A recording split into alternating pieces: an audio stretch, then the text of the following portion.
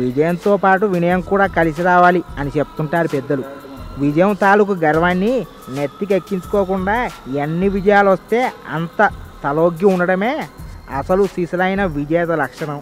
అయితే ఈ టైపు క్యారెక్టర్లు తెలుగు చిత్రసీమలో అరుదుగానే కనిపిస్తుంటారు. ఒక్క ఇట్టు పడగానే అంతా తామే చేసినట్టు పోజులు కొడుతుంటారు. తమ వెనుకే ప్రపంచం పరుగులు పెడుతున్నట్టు ఫీల్ అయిపోతుంటారు. ఇప్పుడు కొరటాల శివకు అలాంటి కిక్కే నెత్తి మీద ఎక్కిందని అనిపిస్తుంది. ఆయన దర్శకత్వంలో వచ్చిన శ్రీమంతుడు బాక్సాఫీస్ దగ్గర దూసుకెళ్ళిపోతుంది. దర్శకుడిగా ఆయనకు మార్కులు పడ్డాయి. ఆ మాత్రం చేత ఆ సినిమాలో లోపాలు లేకపోలేదు కదా. ఇదే విషయం కొరటాలని అడిగితే ఆయన కాస్త కోపం వచ్చింది.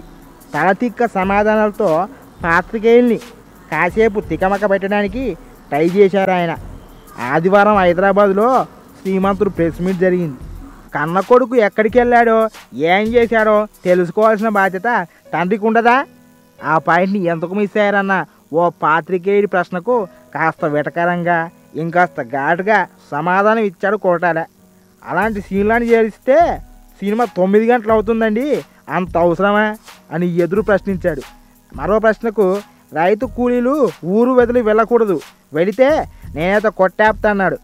ఈ సమాధానాలే చెబుతాయి ఈ దర్శకుడి విజయాల కిక్కు ఎక్కేసిందని. అయితే మరోవైపు మహేష్ మాత్రం అన్నింటికి నవ్వుతూ చాలా బ్యాలెన్స్గా సమాధానాలు చెప్పుకొచ్చాడు.